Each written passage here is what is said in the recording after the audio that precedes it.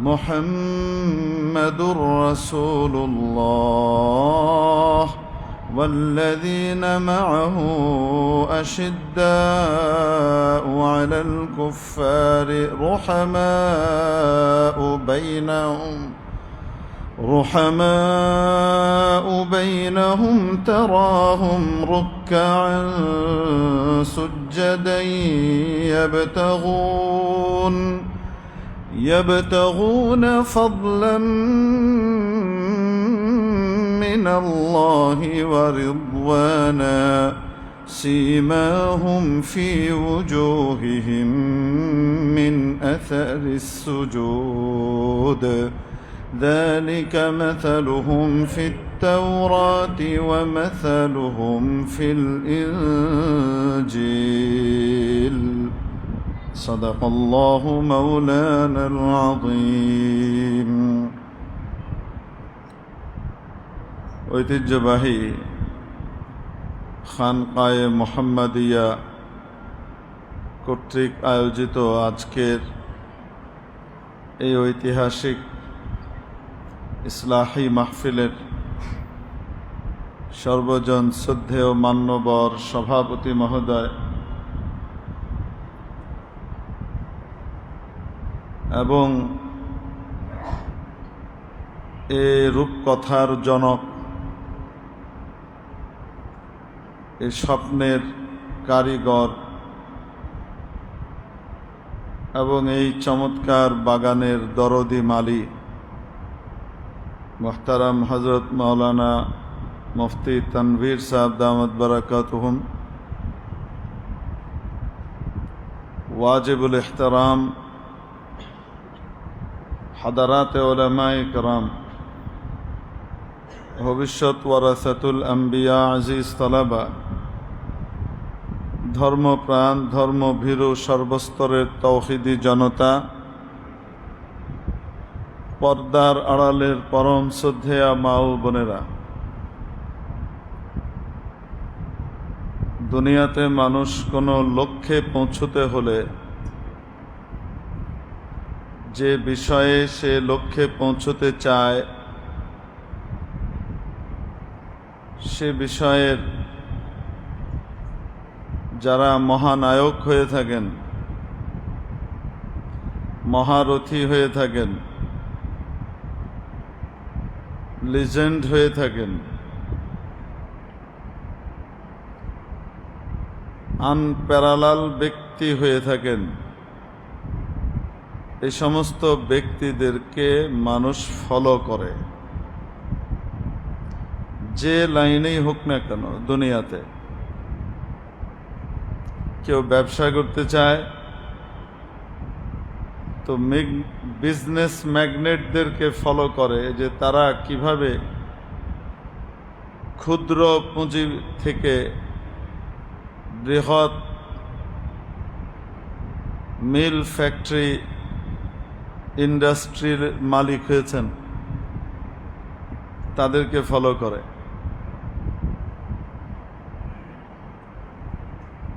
বর্তমান মৌসুমে আকাশে বাতাসে ভেসে বেড়াচ্ছে হলো খেলা। এই লাইনেও যদি কেউ অগ্রসর হতে চায় সেক্ষেত্রে বিশ্বসেরা খেলোয়াড় যারা তাদেরকে ফলো করে। শুধু ফলো করে খেলার মধ্যে তা না, কাপড় চোপড়েও ফলো করে, আচার আচরণেও ফলো করে। মানে যে আচরণের সাথে এই বিষয়বস্তুর কোনো সম্পর্কই নাই সেটাতেও তাকে ফলো করে।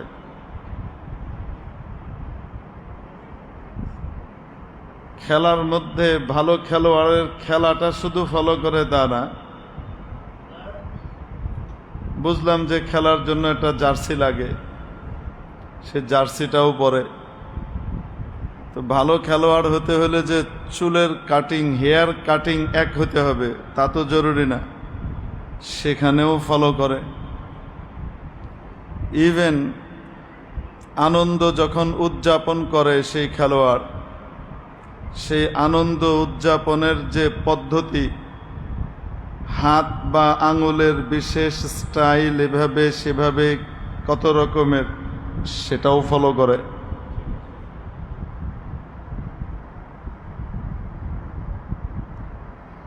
যে লাইনে তার আগাতে মন চায় সেই লাইনের লিজেন্ডদেরকে মানুষ ফলো করে। मेरे मोहतरम दोस्तों, अजीज़ व बुजुर्गो, আল্লাহ রব্বুল জালাল বানি নওয়ে ইনসানকে এই পৃথিবীতে পাঠিয়েছেন, আমাকে আপনাকে তৈরি করেছেন অনর্থক কাজকর্মে লিপ্ত হবার জন্য, বা আল্লাহ তাআলার কোনো উদ্দেশ্য নাই, উদ্দেশ্যবিহীনভাবে আমাকে আপনাকে বানিয়েছেন। একটা পাগলও কোনো কাজ করে তো তার একটা লক্ষ্য থাকে, উদ্দেশ্য থাকে। পাগল কিছু বুঝে না, কিন্তু এটা বুঝে পোলাপাইন রে হও করলে পোলাপাইন ভয় পায়।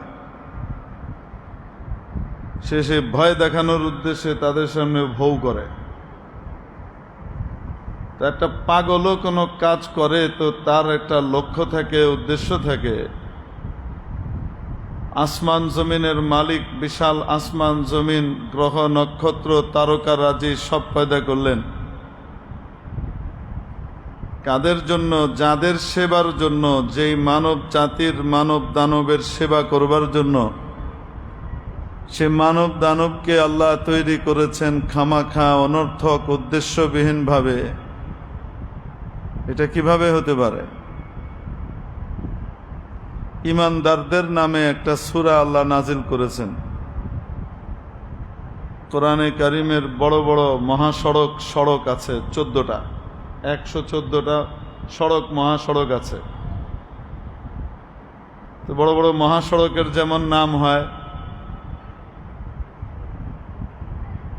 যেমন পদ্মা এক্সপ্রেসওয়ে যেটা আছে, সেটার এক সময় নাম ছিল একটা, কিন্তু সেটার নাম হয়ে গেছে জাতির পিতা হযরত ইব্রাহিম আলাইহিস সালাম মহাসড়ক। 300 ফুট রাস্তা নামে একটা রাস্তা আছে, মানুষের মুখে 300 ফুটটা প্রচলিত হয়ে গেছে। ওইটার নাম কেউ দিয়েছিল কারো নামে। তো উনি যখন বিপদে সবাইকে একা ফেলে দিল্লি চলে গেলেন, তখন রাতারাতি জনতা ওইটার নাম চেঞ্জ করে দিল জুলাই 36 এক্সপ্রেসওয়ে। বুঝাতে পারি নাই মনে হয়? আপনাদের অলি গলিতে বিভিন্ন গলি রাস্তাঘাটের নাম আছে না নাই?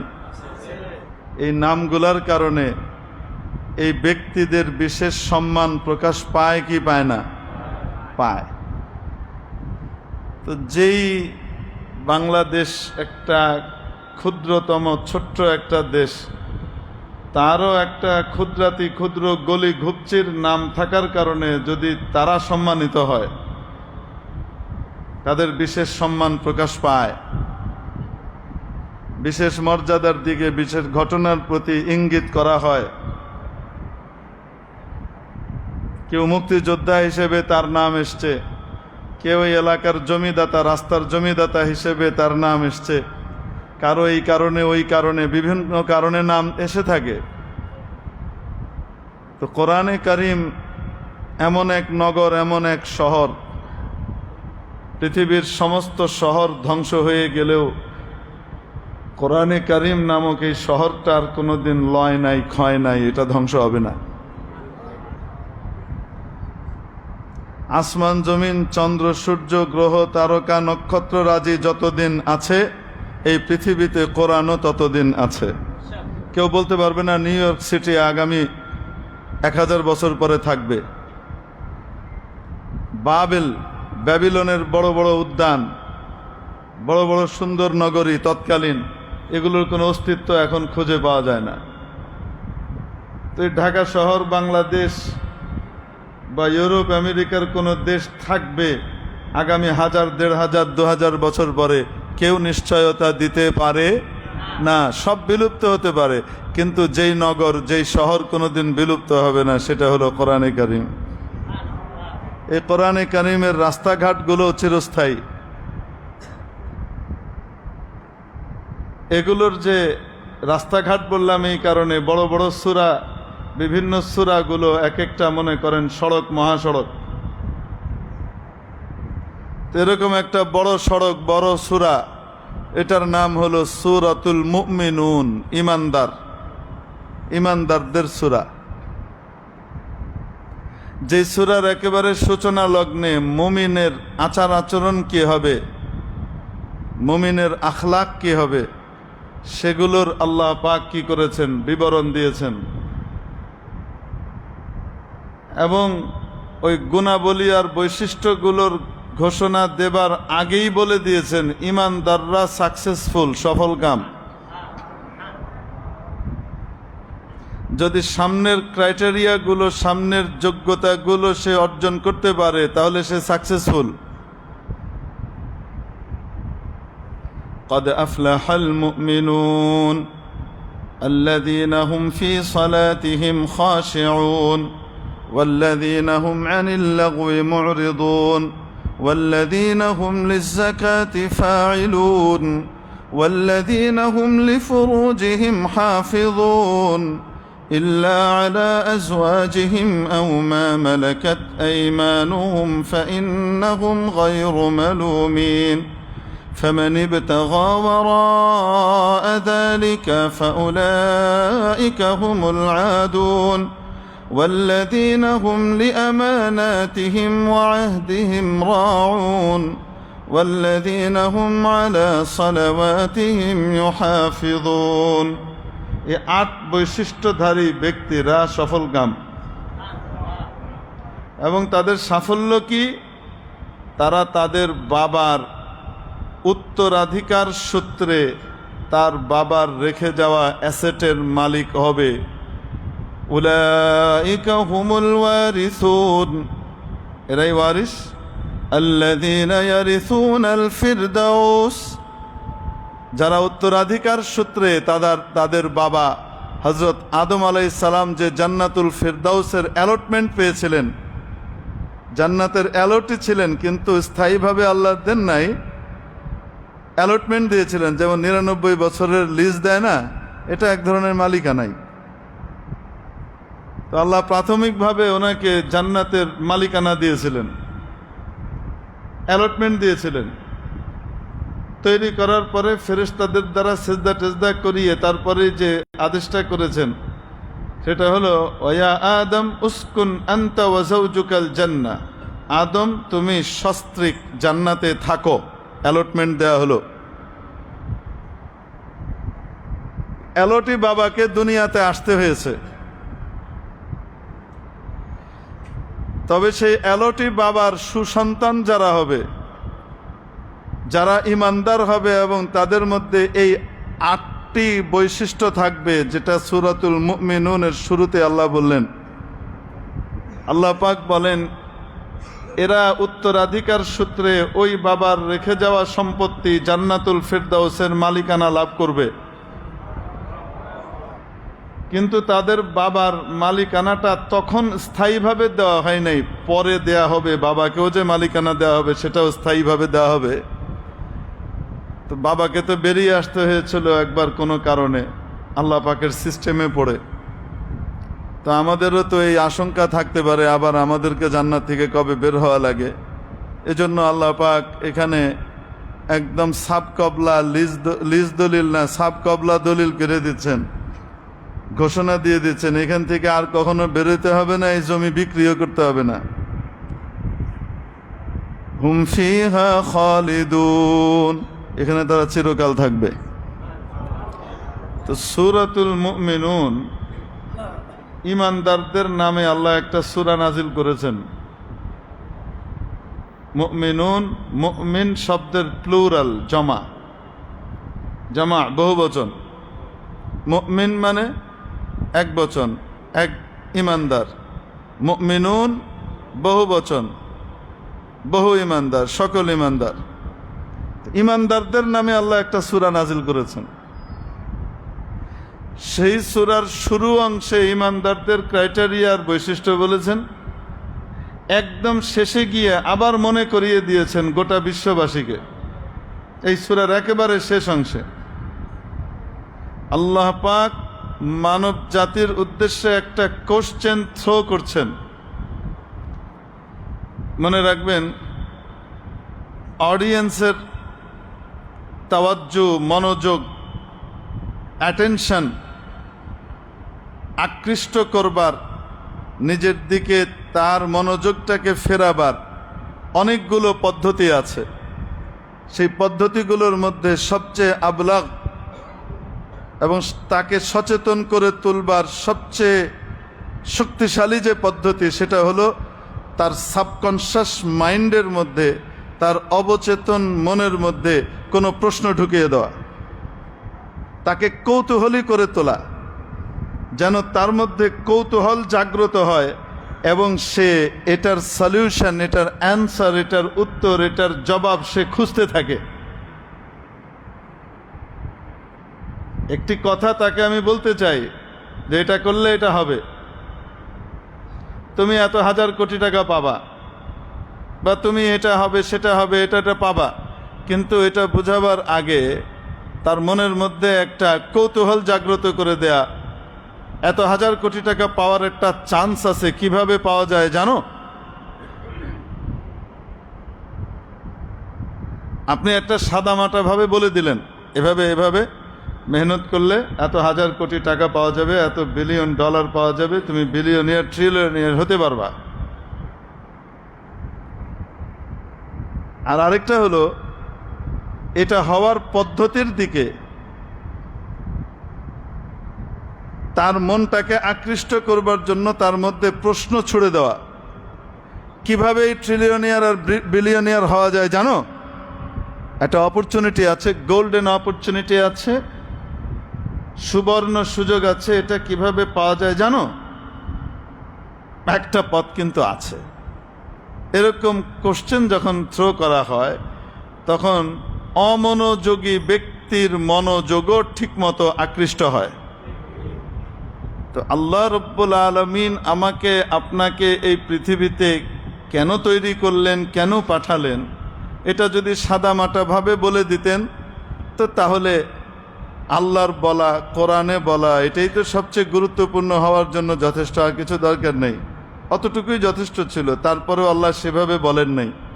এই ইমানদার নামক যে সূরা, এই সূরার শেষ অংশে এসে আল্লাহ তাআলা আমাদেরকে আবার আমাদের অলস, অচেতন,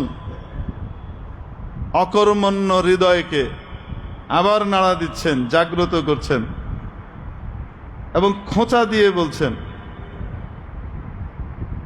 অনেক মানুষ আছে, আপনি প্রশ্ন করলেও কাজে লাগে না, কিন্তু প্রশ্নটা যদি খোঁচা দিয়ে করেন তাহলে চ্যাতব্যাত জেগে ওঠে, মানে অলস অজগরের মতো যেটা পড়ে থাকে ওটার ভিতরে ক্ষিপ্রতা তৈরি হয়ে যায়, খোঁচা মারছে। তো আল্লাহ পাক এক ধরনের কোশ্চেনও করছেন এবং খোঁচা মেরে কোশ্চেন করছেন, প্রশ্ন করছেন। আফা হাসিবতুম, তোমাদের কি মনে হয়, তোমাদের কি ধারণা, আন্নামা খালাকনাকুম আবাসা, যে আমি তোমাদেরকে এমনি সৃষ্টি করেছি, অনর্থক সৃষ্টি করেছি, এটাই তোমাদের ধারণা? ওয়া আন্নাকুম ইলাইনা লা তুরজাউন,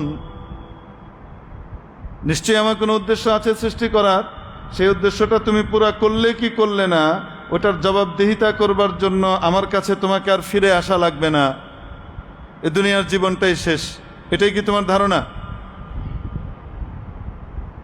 আল্লাহ প্রশ্ন করছেন। শুধু তা না, আপনি যদি শুধু এই আয়াতের প্রতি লক্ষ্য করেন, এই আয়াতের বাচন ভঙ্গির প্রতি লক্ষ্য করেন, উসলুবের দিকে তাকান। এখন বাংলাতে তো ইলমুল বালাগাত পড়ায় না, বাংলাতে ফার্স্ট পেপার, সেকেন্ড পেপার আছে, সেকেন্ড পেপারে শুধু ব্যাকরণই পড়ানো হয়, একটু উপরে গেলে শব্দের গাঁথনি, কিছু ভাগ টাগ, এগুলা পড়ানো হয়। কিন্তু আসলে ভাষা শৈলী যেটা, বাচনিক প্রক্রিয়া, এটা আমাদের বাংলা ভাষায় খুব উন্নত ক্লাসেও এটা পড়ানো হয় না, উঁচু ক্লাসেও পড়ানো হয় না, কিন্তু আরবিতে এটা আছে কোরআন যেহেতু সর্বোচ্চ স্তরের, সেই সাহিত্য ওই মান পর্যন্ত যাবার জন্য যে সমস্ত পন্থার পদ্ধতিগুলো আছে সেগুলো আমাদের কওমি মাদ্রাসায় বাচ্চাদেরকে পড়ানো হয় দীর্ঘ সময় ধরে। এই কারণে তাদেরকে কোরআনের গূঢ় তত্ত্ব, মাহাত্ম্য এবং বর্ণনা ভঙ্গির গভীরে প্রথিত থাকা, লুকিয়ে থাকা যে মুক্তাটা আছে সেটা তাকে বের করে এনে দেওয়া। 2 মিনিটে যেটা সহজ হয়, সম্ভব হয়, সেটা 2 ঘন্টাও যে পড়ে নাই তাকে বোঝানো সহজ হয় না, বহুত কঠিন হয়। এজন্য কোরআনের গভীরতা পর্যন্ত একজন নন আলিম, ডিগ্রিধারীর কথা বলি নাই, অমুক ইউনিভার্সিটি তমুক ইউনিভার্সিটিতে বড় ডিগ্রি পেয়ে গেছে, কোরআনিক সায়েন্সের উপরে ডিগ্রি নিয়েছে। নাম কি? Quranic science. গাল ভরা এক শব্দ, মানে গাল ভরা এক শব্দ। সেই শব্দ শুনে আমরা পাগল হয়ে যাই, বাবারে বাবা, না জানি কি। তো যখন সামনাসামনি পড়ে আর দেখি, তখন দেখি সুবহান আল্লাহ, আমাদের মুখতাসারুল মাআনি পড়া বাচ্চাদের যে যোগ্যতা কোরআন বোঝার এবং গভীরে যাওয়ার, এর ধারে কাছেও এখনো পৌঁছে নাই, কিন্তু ডক্টরেট ডিগ্রি নিয়ে ঘুরে বেড়াচ্ছে, গাল ভরা এক ডিয়ার আর দাল নিয়ে ঘুরে বেড়াচ্ছে। দুনিয়া ঘুরে উপলব্ধি হয়েছে আমাদের আকাবিরিন ওলামায়ে দেওবন্দ বুজুর্গানে দ্বীন আমাদের জন্য যে সিলেবাস রেখে গিয়েছেন, কোরআন এবং সুন্নাহ বুঝার জন্য, গভীরে ডুব দেওয়ার জন্য, কোরআন এবং সুন্নাহর বটমলেস সিতে ডাইভ দেওয়ার জন্য, একদম তল পর্যন্ত পৌঁছানোর জন্য যে যোগ্যতাগুলা দরকার, সেগুলো বোঝার জন্য কঠিন থেকে কঠিনতম সাবজেক্টগুলোকে তারা এটার ভিতরে ইনক্লুড করেছেন। কেন ইনক্লুড করেছেন? অনেক সময় বাচ্চারা বুঝে না, অনেক পরে গিয়ে বুঝে। যখন বুঝে তখন শুকরিয়া আদায় হয়, কিন্তু ওই সময় মনে হয় কঠিন, খামাখা কেন দিল, বুঝে আসে না।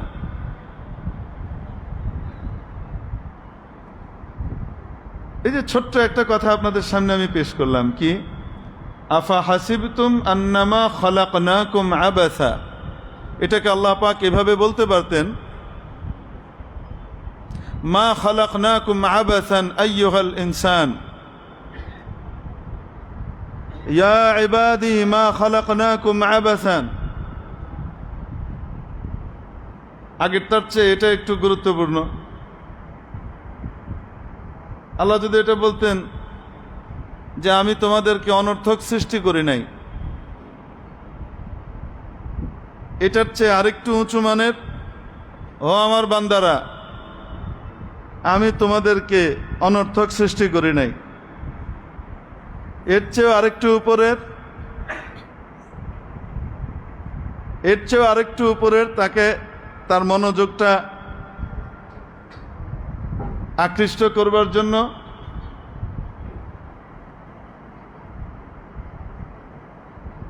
নিদা দিয়ে, হরফে তাম্বি দিয়ে তারপরে কি করা? প্রকাশ করা। এর চেয়ে তো আরো, মানে শোনো, আলা ইন্নামা আনা মা খালাকনাকুম আবাসা, কান খুলে শুনে নাও, আমি তোমাদেরকে এমনি সৃষ্টি করিনি। এর চেয়েও আবলাগ, মানব জাতির হৃদয়ের ভিতরে কৌতূহল তৈরি করে দেওয়া, ওই পদ্ধতিটা আল্লাহ এখানে ইখতিয়ার করেছেন। এই যে ইলমুল মাআনি পড়ে, ইলমুল বাদি পড়ে, ইলমুল বায়ান পড়ে, কেন পড়ে? একটা মনোভাব কত ভাবে প্রকাশ করা যায়, মনের একটা ভাব, এটাকে কত পদ্ধতিতে কত ভাবে প্রকাশ করা যায়, এই সমস্ত পদ্ধতি এবং প্রকাশভঙ্গিগুলা শিখা। আমি আপনাদেরকে চ্যালেঞ্জ করছি, ইংরেজি বা আপনারা বাংলা যারা খুব বড় পাণ্ডিত্য অর্জন করেছেন, বলেন দেখি কয়টা আপনি বলতে পারবেন। মাদ্রাসার ছেলেদেরকে যে হেলায় ফেলায় তুচ্ছ তাচ্ছিল্য করা হয়, কেন জানেন? জানেই না তারা কি পড়ে, তাদের নলেজ যে কত ডিপ, ওই লেভেল পর্যন্ত যাওয়ারই ক্ষমতা নাই, বুঝবেই না।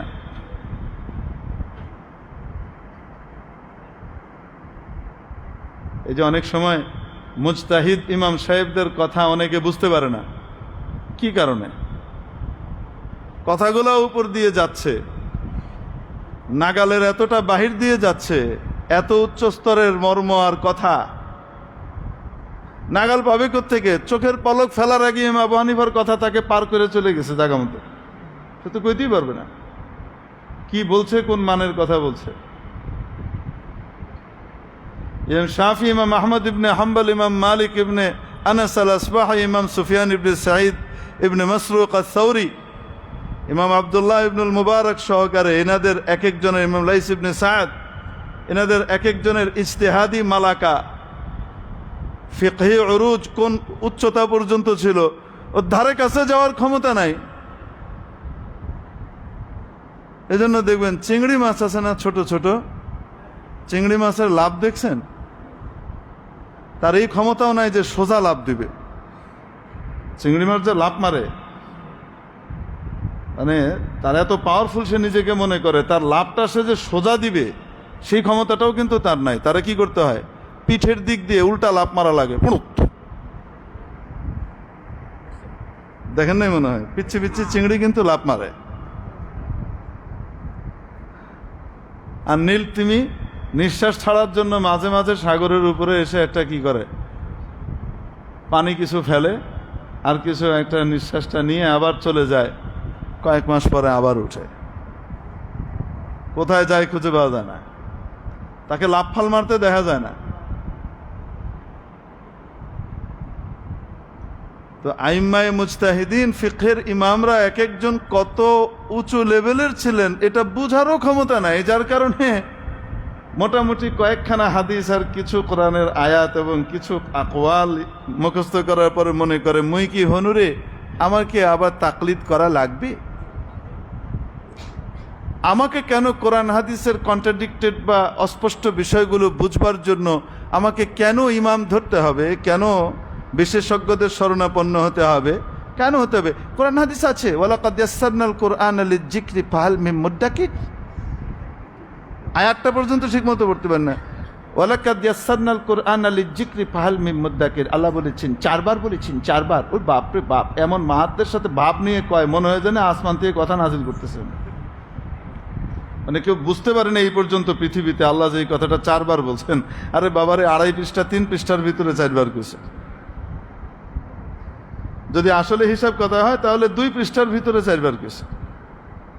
সারা কোরআন ঘাটা লাগে না এটা? হাফেজ সাহেবরা জানে এখানে কয় পৃষ্ঠার ভিতরে আছে, এটা 2 পৃষ্ঠার ভিতরে।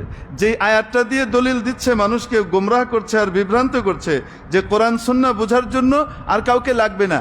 আল্লাহ সহজ করে দিয়েছেন, এই মোল্লা তন্ত্রের পেছনে পড়বেন না, এই মোল্লাদের কথা শুনবেন না।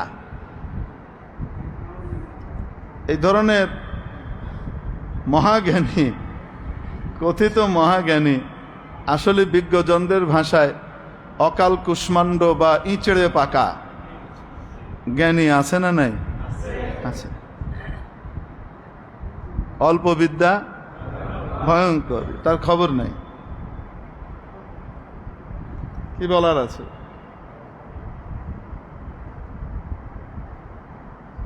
তাকলিদ কেন করতে হবে এটা নিয়ে বিরাট একটা ব্যাপার, যে আমাকে কেন কোরআন সুন্নাহ বুঝবার জন্য কোনো না কোনো মহারথী ইমামদের ব্যাখ্যা বিশ্লেষণকে সামনে রেখে বুঝতে হবে, না হলে আমি গোমরাহির দিকে যেতে পারি। অনুসৃত আইম্মায়ে কেরাম, গোটা উম্মাহ যাদেরকে ইমাম হিসেবে কবুল করেছেন, শত শত হাজার বছর যাবৎ যাদেরকে কোরআন সুন্নাহর বিশেষজ্ঞ লিজেন্ড ইমাম হিসেবে মেনে নিয়েছেন, কেন এনাদের ফলোয়ার হতে হয়?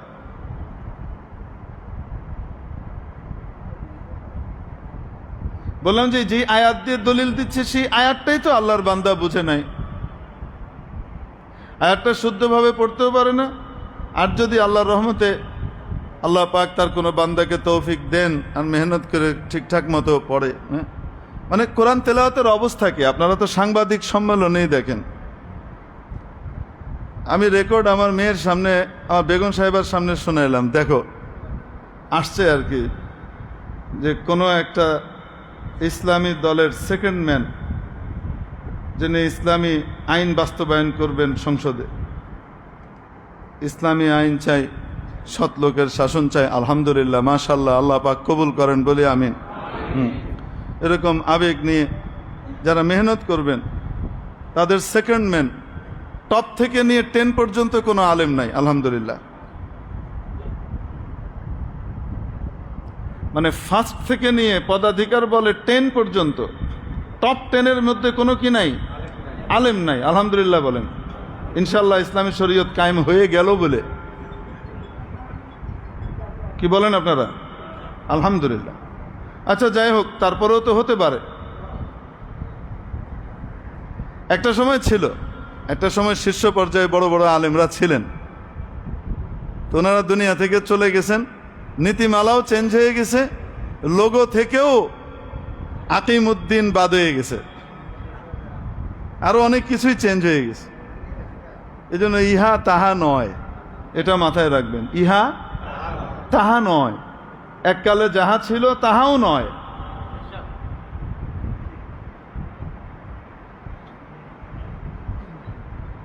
টপ 10-এর মধ্যে কোনো আলেম খুঁজে পাওয়া যায় না, আফসোস।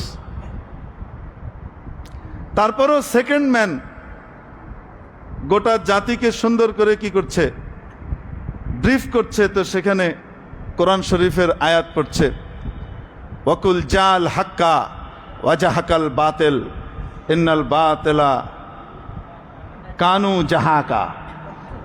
কি পড়তেছে? ওয়াকুল জাল হাক্কা,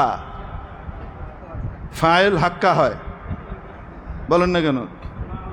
ফেলের ফাইল, ওয়াকুল্লু ফাইলিন মানসুবুন। হ্যাঁ, ওয়াকুল জাল হাক্কা ওয়াজাহাকাল বাতিল ইন্নাল বাতিলা কানু জাহাকা। কানু জাহাকা না কানা জাহুকা? বলেন না কেন? কানু জাহাকা না কানা জাহুকা? জাল হাক্কা না জাল হাক্কু? অর্থ আকাশ পাতাল ব্যবধান হয়ে যাচ্ছে। আকাশ থেকে অর্থকে আমি ছুঁড়ে নিচে ফেলে দিচ্ছি। আমি শোনার পরে তো হতভম্ব হয়ে গেলাম। আমি কি, ইয়া আল্লাহ, ইয়া তো জাহিলুল জুহালা আর আজহাল, ইসলামী দলের নেতৃত্ব দিবে কেমনি?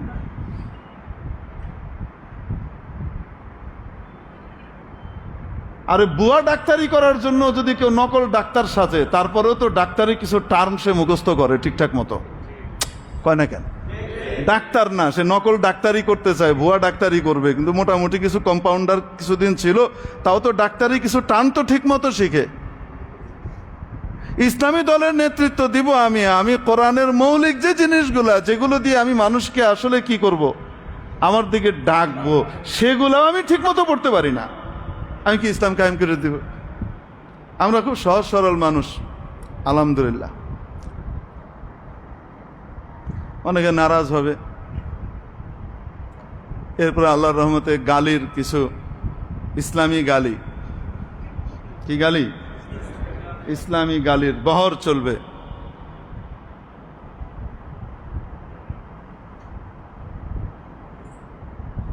যেহেতু না নিজের নামের লগে ইসলাম লাগাই ফেলছে, দেখেন না, ইসলাম লাগাইলেই শুধু মুসলমান হয়ে গেল। হো চি মিন ইসলাম, সুবহানাল্লাহ কেন না? চিনেন না মনে হয়? নাম কি? হো চি মিন ইসলাম, সুবহানাল্লাহ। মানে এই জিনিসটা যে কি, হো চি মিন, এগুলাকে আবার আপনাদের ওই যে টুপিওয়ালা 5 বছর, টুপিওয়ালা 5 বছর চিনেন না? আরে ঈদের সময় টুপি লাগাই গেছে, পাবলিক ধোকা খায় কইতেছে স্যার আরো 5 বছর থাকেন, আরো 5 বছর থাকেন। মনে নাই আপনাদের? ও টুপিওয়ালা 5 বছর, যেগুলোকে জাতীয়ভাবে প্রমোট করে জাতীয় পুরস্কার দিয়ে গেছে। 5ই আগস্টের বিপ্লব আমরা এই জন্য করছিলাম, এই টাইপের নপুংসক এলজিবিটি কিউ এর বাস্তবায়নের জন্য আমরা বুঝি 5ই আগস্ট আনছিলাম। কি বলেন আপনারা? আমাদের সামনে আমাদের বুকে ছুরি মেরে তারপর গেছে। আল্লাহ পাক এই সহজ মোটা মোটা দাগের জিনিসগুলো আমাদেরকে বুঝবার তৌফিক দান করেন, শত্রু বন্ধু চিনবার তৌফিক দান করেন। এগুলো বন্ধু ছিল না, 1-1.5 বছরের ভিতরে যা করে দিয়ে গেছে এটা অকল্পনীয়।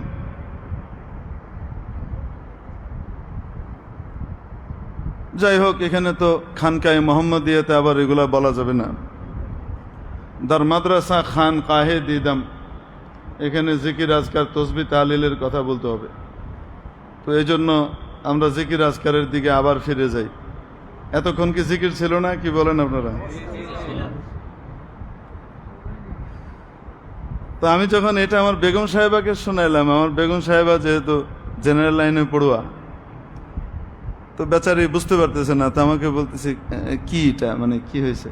আমি বললাম, তুমি বুঝো নাই না? আচ্ছা ঠিক আছে, দাঁড়াও। তো মেয়েকে ডাকো ওই ঘর থেকে। মেয়ে যেহেতু হাফেজা, মা হাফেজা না কিন্তু মেয়ে হাফেজা, তো মেয়েকে ডাকাইছি। ডাকায় দরজার সামনে দাঁড় করায় আমি বলছি, আম্মু একটু শোনো। শোনার সাথে সাথে আধাটা শুনে বলে, আল্লাহ কি বলে?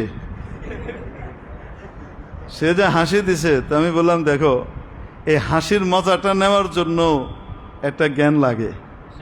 এটা আল্লাহ পাক তোমার মেয়েকে দিছে, আর তুমি এরকম মেয়ের জননী হয়েছ, এটা তোমার জন্য গর্বের। এই যে দেখো। তো আহলে ইলম ওলামা ইকরাম এনারা কোন লেভেলের পড়ালেখা করেন আর কোন জায়গা পর্যন্ত যান, কোরআন সুন্নাহর ফাহাম এবং গভীর বুঝের কোন স্তরে তারা থাকেন, এটা যে এই লাইনটা পড়ে নাই তাকে বোঝানো যাবে না। হাজার বললেও বুঝবে না, সে খামাখা বললে কি হবে? তো যে আয়াতটা দিয়ে দলিল দিচ্ছে, ওয়ালাকাদ ইয়াসসারনাল কুরআনা লিযিকরি ফাহাল মিন মুদ্দাকির, এই আয়াতটাও তো সে বুঝে না। মানুষকে যে কোরআন সুন্নাহ বুঝবার জন্য বিশেষজ্ঞ দরকার নাই, নিজে নিজে পড়লেই বুঝতে পারবে, শুধু অর্থ জানলেই বুঝতে পারবে।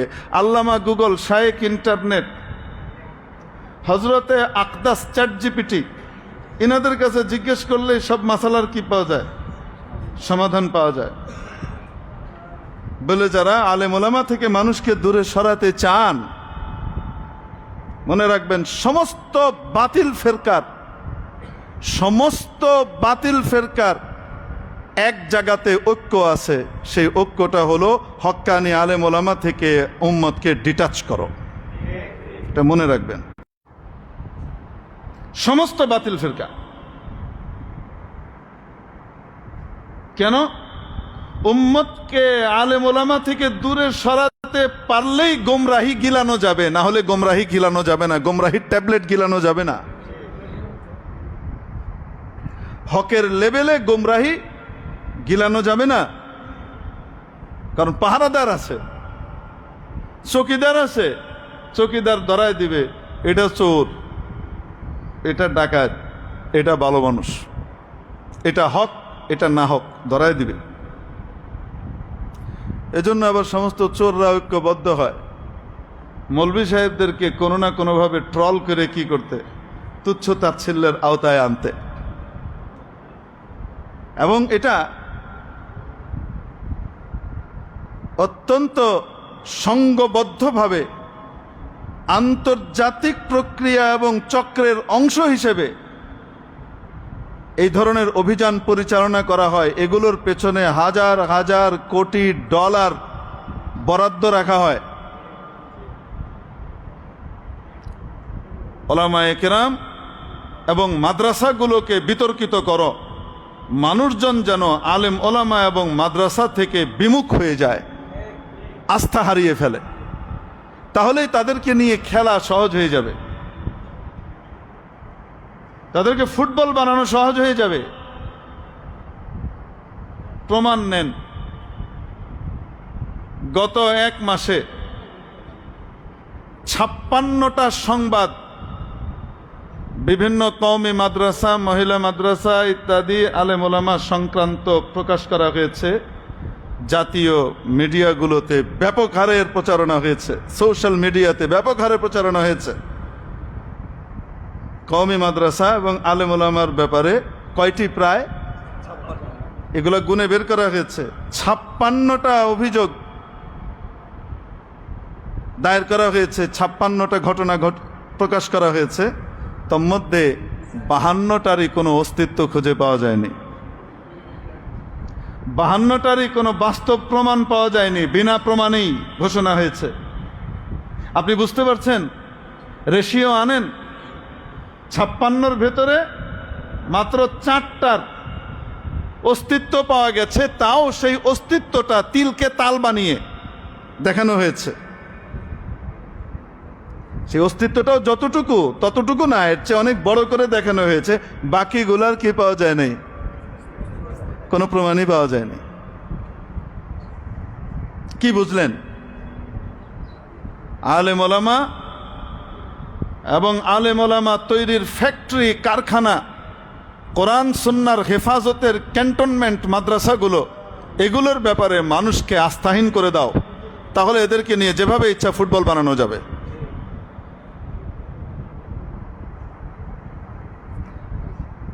মেরে মোহতারাম দোস্ত, আপনাদের বিজ্ঞানী তৈরি হয় না প্রতি বছর? বলেন না কেন? আমাদের দেশে সায়েন্স পড়ানো হয় না? বড় বড় ইউনিভার্সিটিগুলো থেকে সায়েন্টিস্ট তৈরি হয়ে বেরোচ্ছে না? প্রতি বছর কত বেরোচ্ছে মাশাল্লাহ। আরে শয়ে শয়ে হাজারে হাজারে কি হচ্ছে? মাশাল্লাহ বের হচ্ছে, ভালো ভালো বিজ্ঞানী তৈরি হচ্ছে, সবই হচ্ছে আলহামদুলিল্লাহ, পৃথিবীব্যাপী হচ্ছে। কিন্তু একটা আইনস্টাইন পাওয়া গেছে? বলেন না কেন? আরেকটা আইনস্টাইন তৈরি করা গেছে? আরেকটা নিউটন তৈরি করা গেছে? না। প্রতিটা সাবজেক্টে আল্লাহ পাক কিছু আনপ্যারালাল প্রতিভা তৈরি করেন, যারা এটার পথিকৃত হয়। চেষ্টা ওই থিওরিগুলোকে সামনে রেখেই অন্যদেরকে চলা লাগে, এবং তারপর গিয়ে কি হয়, সেটার মধ্যে আরো কিছু এটা সেটা হয়, কিন্তু এটাকে বাদ দিয়ে হয় না। সায়েন্সের ভিতরে যেমন বর্তমান অধুনা সায়েন্সের ভিতরে যেমন আইনস্টাইন আর নিউটন খুঁজে পাওয়া যাচ্ছে না, গোটা পৃথিবী জুড়েতে সায়েন্টিস্ট তৈরি হচ্ছে প্রতি বছর হাজার হাজারে। মনে রাখবেন, আল্লাহ রব্বুল আলামিন ইলমুল ফিকহ এবং ইলমুল শরিয়ার ভিতরে কোরআন সুন্নাহর গভীর ব্যুৎপত্তির ব্যাপারে, কোরআন সুন্নাহর সঠিক বিশ্লেষণ আর ব্যাখ্যাগুলোর ব্যাপারে আনপ্যারালাল কিছু মানুষ তৈরি করেছিলেন, যারা যুগ যুগ ধরে ইমামের মর্যাদায় আসীন ছিলেন। ইমামে আজম ইমাম আবু হানিফা, ইমাম মালিক ইবনে আনাস আল আসবাহি, ইমাম মুহাম্মদ ইবনে ইদ্রিস আশ-শাফিঈ, ইমাম আহমদ ইবনে মুহাম্মদ ইবনে হাম্বল রাহিমাহুমুল্লাহ তাআলা। ইনারা হলেন এই সমস্ত ক্ষেত্রের আনপ্যারালাল ব্যক্তিত্ব। আনপ্যারালাল ব্যক্তিত্ব, হাজার চাইলেও ধারে কাছে যাওয়া যাবে না। আমি যদি আপনাদেরকে শুধু ওইটার উপরেই একটু বলি, তাহলে রাত পার হবে, আমি আমার আসল বিষয়বস্তুতেই আসতে পারবো না, এই জন্য এটা বাদ দিলাম।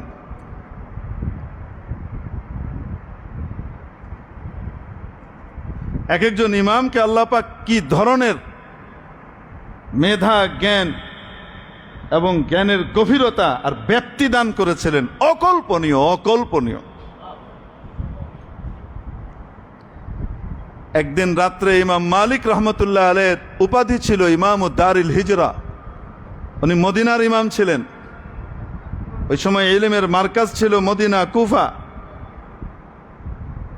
মদিনার ভিতরে সবচেয়ে বড় আলেম হিসেবে গণনা করা হতো হযরত ইমাম মালিক রহমতুল্লাহ আলাইহিকে। একদিন রাত্রে উনি এক ব্যক্তির সাথে দেখা হয়েছে মসজিদে নববীতে, একটা খুঁটির সামনে দাঁড়িয়ে দাঁড়িয়ে এশা থেকে ফজর হয়ে গেছে ওই লোকের সাথে কথা বলতে বলতে। ইমাম মালিক রহমতুল্লাহ আলাইহির সময়ের এত দাম ছিল, উনি রাজা বাদশাকেও সময় দিতেন না। অ্যাপয়েন্টমেন্ট দেওয়ার সময় হিসাব করে দিতেন, এতটুকু সময় দিতে পারবো, এর চেয়ে বেশি পারবো না। সেখানে এক ব্যক্তির সাথে কথা বলছেন কত রাত? সারা রাত। কি কথা হয়েছে আল্লাহ জানে। সকালবেলায় কেউ জিজ্ঞেস করলো, হজরত কোন এ লোক যে লোকের সাথে আপনি দাঁড়িয়ে এতক্ষণ ধরে কথা বললেন সারা রাত? এই লোক কে? এবং আপনিও বসলেন না, উনিও বসলেন না, ফজর হয়ে গেল, এত সময় দিলেন, কে ইনি? তিনি বললেন, ইনি হলেন নোমান ইবনে সাবিত, যার উপনাম হলো আবু হানিফা। এই লোকের সাথে আমি ইলমি আলোচনা করছিলাম, আল্লাহ পাক তাকে ইলম এবং যোগ্যতার এমন এক স্তর দান করেছেন, যদি এই ব্যক্তি দাবি করে যে এই খুঁটিটা, উনি সারিয়া ওই খুঁটিটাকে দেখাচ্ছেন, এই খুঁটিটা স্বর্ণের, তাহলে সেটাকে উনি প্রমাণ করে দিতে পারবেন যে এটা আসলেই স্বর্ণের। টলানোর ক্ষমতা কারো নাই। এমন এক ব্যক্তির সাহচর্য পেয়েছি, এজন্য সেখান থেকে কিছু ইস্তেফাদা করলাম। আর আজকের চুনোপুটি লাফাল মারে আর বলে দরকার নেই, ওয়ালাকাদ ইয়াসসারনাল কুরআনা লিযিকরি ফাহাল মিন মুদ্দাকির। নাউযুবিল্লাহি মিন যালিক। নকলে কুফর নাবাসাত। আয়াতটাও ঠিকমতো পড়তে পারে না, বুঝা তো দূরের কথা। আল্লাহ কি বলছেন? নিশ্চয়ই আমি কোরআনকে সহজ করে দিয়েছি নসিহত গ্রহণের জন্য। কি গ্রহণের জন্য? নসিহত গ্রহণের জন্য। ফাহাল মিন মুদ্দাকির, আছে কি কেউ নসিহত নেবে? 4 বার বলেছেন। প্রত্যেকটা বার আল্লাহ তাআলা এক এক নবীর ঘটনা বর্ণনা করেছেন। নূহ আলাইহিস সালামের, হুদ আলাইহিস সালামের, সালেহ আলাইহিস সালামের, লূত আলাইহিস সালামের ঘটনা বর্ণনা করে যারা নবীকে মেনেছে তারা সফলকাম হয়েছে, যারা অস্বীকার করেছে, মানেনি, তাদের পরিণতি কি হয়েছে, তারা ধ্বংস হয়েছে, এটার বিবরণ দিয়ে, এক একটা ঘটনার বিবরণ দিয়ে আল্লাহ বলছেন ওয়ালাকাদ ইয়াসসারনাল কুরআনা লিযিকরি ফাহাল মিন মুদ্দাকির, আছে কি কেউ নসিহত কবুল করবে? কোরআনকে নসিহত গ্রহণের জন্য তো আমি বড় সহজ করে দিয়েছি। তাহলে কোরআনকে সহজ করে দিয়েছি সব দিক থেকে, না নসিহত গ্রহণের বিষয়গুলোতে? যেগুলো শুনলে, যেগুলো জানলে আখিরাতের প্রতি আগ্রহ তৈরি হয়, অতীতের নজির দিয়ে সামনে চলার পথ নির্ণয় করা যায়, এরকম জিনিসগুলো যদি আরবি ভাষা জানে ভালোভাবে, তাহলে সে বুঝবে এবং সেটা তার জন্য সহজ করে দিয়েছে। কিন্তু মাসালা মাসাইল, সংবিধান, কোন সংবিধান? এত বিশাল সংবিধান বাংলাদেশের আছে, এখনো 60 বছর হয় নাই, কতবার অ্যামেন্ডমেন্ট আনতে হয়েছে ছোট্ট একটা ভূখণ্ডের, কতবার সংশোধনী আনতে হয়েছে। আর এমন এক সংবিধান আল্লাহ নাজিল করে দিয়েছেন, এই এতটুকু এক কিতাব, যেটা শুধু এক দেশ নয়, গোটা পৃথিবীর সমস্ত দেশের সমস্ত মানুষের, শুধু এক যুগ নয়, কিয়ামত পর্যন্ত সমস্ত যুগের রুচির মানুষের প্রতি লক্ষ্য রেখে যে সংবিধানকে নাজিল করা হয়েছে, এত সংক্ষিপ্ত কোড যেটা নাজিল করা হয়েছে, সেটা বুঝি খুব সহজ? গোটা কোরআনের ভিতরে মাসালা মাসাইলের অংশ মাত্র 11 ভাগের 1 ভাগ। সংবিধান সংক্রান্ত আয়াত কয় ভাগ? 11 ভাগের 1 ভাগ। গোটা কোরআনের 11 ভাগের 1 ভাগ মাত্র কি সংক্রান্ত? সংবিধান সংক্রান্ত আয়াত। এবার আপনি কল্পনা করেন, গোটা পৃথিবীর সমস্ত মানুষের সংবিধান আল্লাহ এই অল্প জায়গার ভিতরে বলেছেন। এটা এত সহজ যে কেউ পড়বে আর বুঝবে, সে বুঝে ফেলবে এটার ভিতরে কি আছে। এটার ভিতরে বিশাল সাগর রয়ে গেছে। আল্লাহু আকবার। আল্লাহ আমাদেরকে বুঝবার তৌফিক দান করেন, হেদায়েতের পথে থাকবার তৌফিক দান করেন। যাই হোক মেরে মুহতারাম দোস্ত, এই জন্য বলছিলাম, এই যে আইম্মায়ে কেরামের ফলোয়ার যারা হয় তারা কামিয়াব হয়, আর না হলে দল ছুট ভেড়া হয়ে যায়, আল্লাহ মাফ করে, গুমরাহের দিকে যায়, টের পায় না। আল্লাহ আমাদেরকে হেফাজত করেন। সংক্ষেপে আমাদের আগের জায়গায় ফিরে আসি। বলছিলাম, মানুষ যে লাইনে চলতে চায় সেই লাইনের যারা সেরা তাদের ফলোয়ার হয়, হয় কি হয় না? তাহলে আমাদেরকে আল্লাহ তৈরি করলেন কেন? হুজুর আমাকে বলছিলেন 10:15 পর্যন্ত করেন। আমি বললাম যে না না না, 10টা পর্যন্ত করে আমি ছেড়ে দিচ্ছি, কিন্তু দেখতেছি এখন ছাড়তে পারতেছি না। ছেড়ে দিতে চাচ্ছি কিন্তু পারতেছি না, এই জন্য 2-4 মিনিটে ছেড়ে দিচ্ছি। আল্লাহ পাক কি বললেন? আফা হাসিবতুম, তোমাদের কি ধারণা, আন্নামা খালাকনাকুম আবাসা, আমি তোমাদেরকে এমনি সৃষ্টি করেছি, ওয়া আন্নাকুম ইলাইনা লা তুরজাউন, আমার কাছে তোমাদেরকে আর ফিরে আসা লাগবে না। লাগবে কি লাগবে না? তো নিশ্চিতভাবে মানুষ উত্তর দিবে অবশ্যই। মানুষের ভিতরে কৌতূহল তৈরি হলো, তাহলে কেন তৈরি করেছেন? এটা গরু গাধাকে আল্লাহ আকল দেন নাই, মানুষকে দিয়েছেন, আপনাকে দিয়েছেন। কেন তাহলে তৈরি করেছেন? এই উত্তরটা আবার সূরাতুজ যারিয়াতের 56 নম্বর আয়াতে গিয়ে আল্লাহ দিয়েছেন, ওয়ামা খালাকতুল জিন্না ওয়াল বুদুন, আমি জিন এবং ইনসানকে তৈরি করেছি শুধুমাত্র আমার ইবাদতের জন্য। শুধু আমার ইবাদত করবে, আমার গোলামি করবে, আমার কথা মানবে, আমার ওবিডিয়েন্ট হবে, আমার বশ্যতা স্বীকার করবে, আমি এই জন্য বানিয়েছি। আর এটার মাধ্যমে কি হবে? এটার মাধ্যমে কদ আফলাহাল মুমিনুন, সে চূড়ান্তভাবে সাকসেসফুল হবে। ফামান যুহজিহা আনিন নারি ওয়া উদখিলাল জান্নাতা ফাকাদ ফাজ, যাকে জাহান্নামের আগুন থেকে পরিত্রাণ দিয়ে দেওয়া হলো আর জান্নাতে ঢুকিয়ে দেওয়া হলো, সেই সাকসেসফুল একমাত্র, আর বাকি সব ব্যর্থ। শুধু সেই সফল আর সব ব্যর্থ। তো ওটা কিভাবে অর্জন করতে হবে? আল্লাহ বলেন তাকওয়ার মাধ্যমে। তাহলে তাকওয়ার লিজেন্ড কারা? তাকওয়ার লিজেন্ড কারা? এই লাইনে তার মহারথী কারা? আল্লাহ পাক বলেন, আমি একটি দল তৈরি করেছি যাদেরকে আমার শ্রেষ্ঠ হাবিব, শ্রেষ্ঠ নবীর সরাসরি ছাত্র হিসেবে ছাত্রত্ব দিয়েছি। সেই তবকাটা, তাদের পরীক্ষা আমি আল্লাহ নিজে নিয়েছি। এখানে ঘটনা আছে, সেই ঘটনার ভিতরে দুই এক সাহাবীর কিছু ভুল হয়ে গিয়েছিল। সেই ভুলের উপরে আল্লাহ পাক আবার সতর্ক বার্তা দিয়ে তারপরে তাদেরই প্রশংসা করছেন, যে ভুলটা হওয়ার পরে সতর্ক করার পরে তারা কেমন করেছে, তোমরাও তাদের মতো হও। তোমাদেরও তো ভুল ভ্রান্তি হবে, কিন্তু এদের মতো হও। ইন্নাল্লাযীনা ইয়াগুদ্দুনা আসওয়াতাহুম ইনদা রাসূলিল্লাহি উলাইক, নিশ্চয়ই আল্লাহর নবীর সামনে যারা নিজের আওয়াজকে আনত করে, এই সমস্ত ব্যক্তিরা কারা? তাদের প্রশংসায় আল্লাহ বলছেন, এরা সে সমস্ত ব্যক্তি আল্লাযীনা ইমতাহানাল্লাহ, যাদের পরীক্ষা আল্লাহ নিজে নিয়েছেন। কিসের পরীক্ষা নিয়েছেন? তাদের শরীরের না, তাদের আত্মার, তাদের মূল মানুষটার, তার কলবের, তার হার্টের। একজন মানুষ অনেক ভালো, কিন্তু যদি মন ভালো না হয় তাহলে সবাই বলে এটা অমানুষ। যত যাই করুক না কেন, ওর মন ভালো না, বলে কি বলে না? মন আর কলব আসল জিনিস।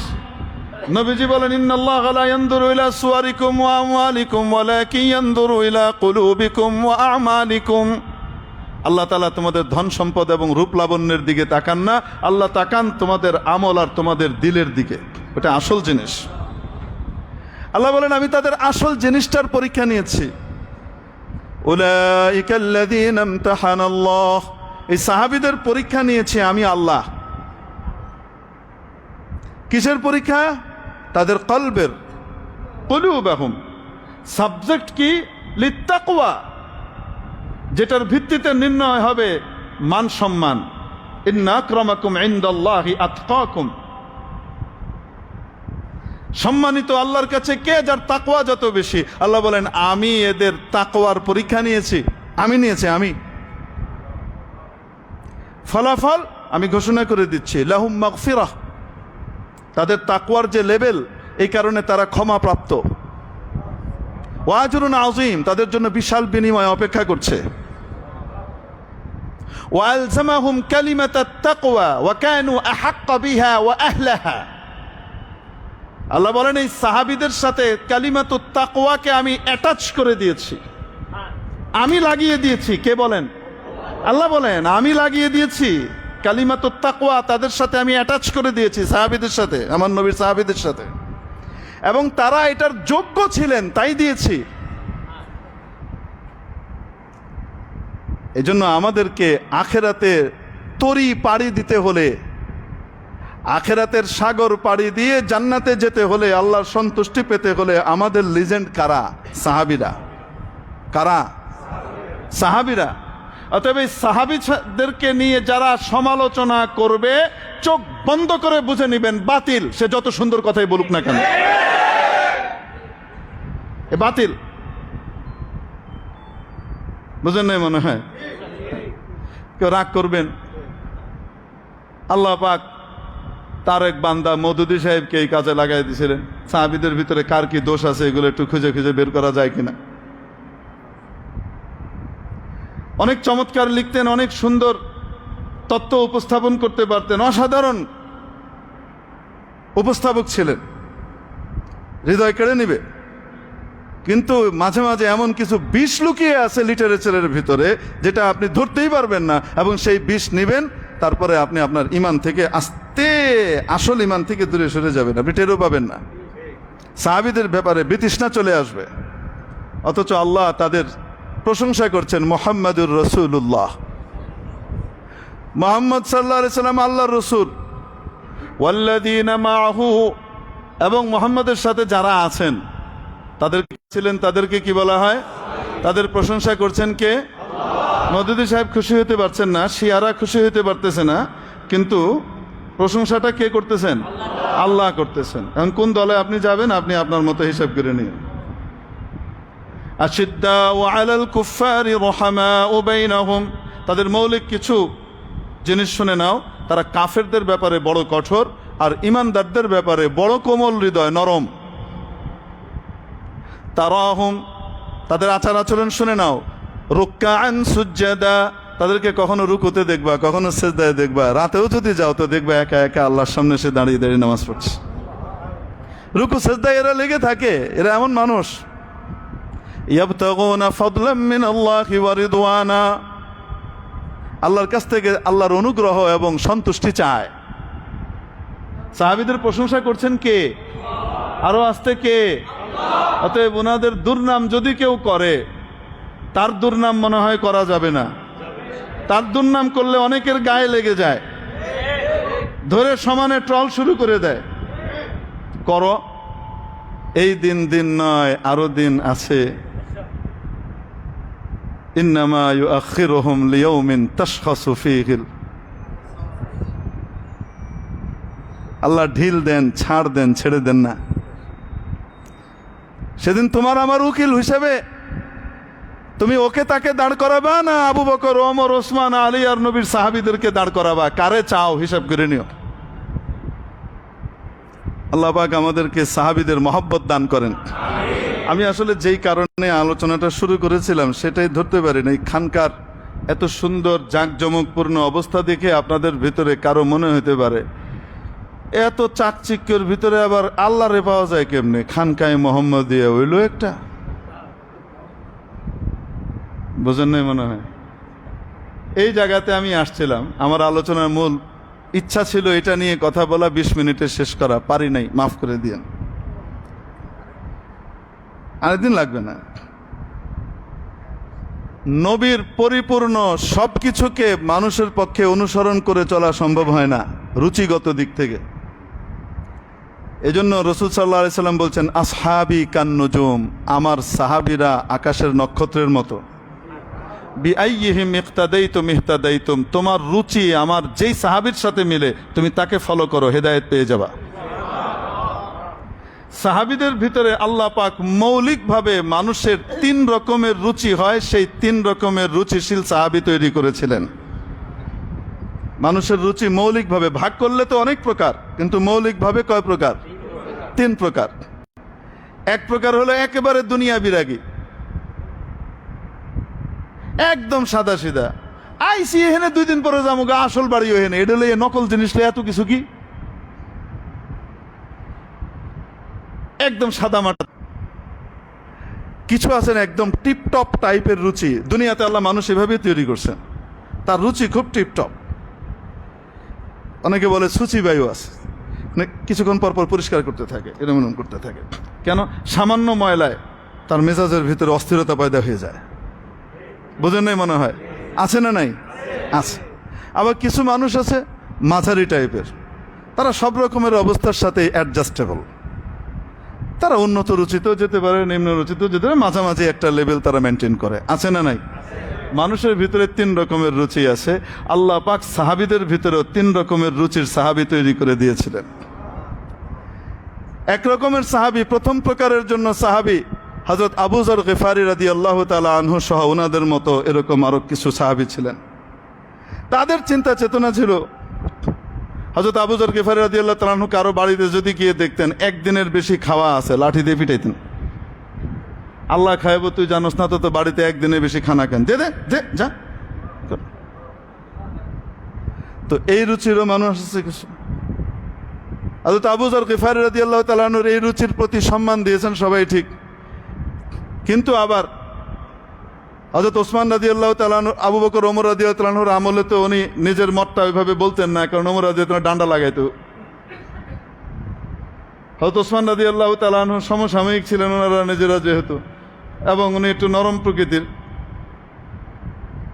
দয়ালু, তো উনি ওনার মত এরকম করতেন, মদিনার ভিতরে এরও যে পিঠিমুটি দিতেন। হযরত ওসমান রাদিয়াল্লাহু তাআলার কাছে প্রতিদিন বিচার যায়, আবু যর গিফারী আমাদেরকে পিড়াইতেছে, দোকান ভেঙে দিয়েছে, আমাদের বাড়িতে লাঠি দিয়ে বাড়ি দিয়েছে, ব্যতিকের অবস্থা, ডেলি মামলা আসে। হয়তো ওসমান রাদিয়াল্লাহু তাআলা বললেন, আপনার লেভেলে তো এরা উঠতে পারবে না যেই লেভেলে আপনি আছেন, কিন্তু এই লেভেলটাও তো অনুমোদিত যেই লেভেলে তারা আছে। অতএব আল্লাহ নবীর থেকে অনুমোদিত জিনিসটার ব্যাপারে আপনি চাপাচাপি করেন না। আপনি এক কাজ করেন, আপনি রাবাদায় চলে যান, আপনার লগে গন্ডগোল হবে না কারো, আপনি এনে দেন না। বুঝেন নাই মনে হয়? তো এই স্তরেরও মানুষ আছে। আবার হযরত আবু বকর, ওমর রাদিয়াল্লাহু তাআলা আনহুমা এনারা ছিলেন মধ্যপন্থী টাইপের, সব রকমের রুচির সাথে ওনারা কি করে নিতেন, মানিয়ে নিতে পারতেন। আবার একদম সূক্ষ্ম উন্নত রুচির মানুষ আল্লাহ পাক তৈরি করেছিলেন সাহাবীদের ভিতরে হযরত ওসমান ইবনে আফফান রাদিয়াল্লাহু তাআলা আনহু। বিশাল আলীখান বালাখানা, টিপটপ বাড়িঘর, সুন্দর পরিপাটি লেবাস, ড্রেস, বিজনেস ম্যাগনেট, এইভাবে বসবাস করছেন। আল্লাহ নবী বলেন না, ওসমান তুমি তো দুনিয়াদার হয়ে গেলা, বরং ওসমান রাদিয়াল্লাহু তাআলা আনহু তার এই দুনিয়াকে আখিরাত বানানোর পুঁজি হিসেবে ব্যবহার করেছেন। যখনই আল্লাহর দ্বীনের প্রয়োজন পড়তো উজাড় করে দান করতেন। এক পর্যায়ে নবীজি খুশি হয়ে বলে দিলেন হযরত ওসমানের ব্যাপারে, ওয়াজাবাত ওয়াজাবাত ওয়াজাবাত, জান্নাত অবধারিত হয়ে গেছে, অবধারিত হয়ে গেছে, অবধারিত হয়ে গেছে ওসমানের জন্য। তো তিন রকমের রুচির সাহাবী ছিল, তিন রকমের রুচির মানুষ কিয়ামত পর্যন্ত থাকবে।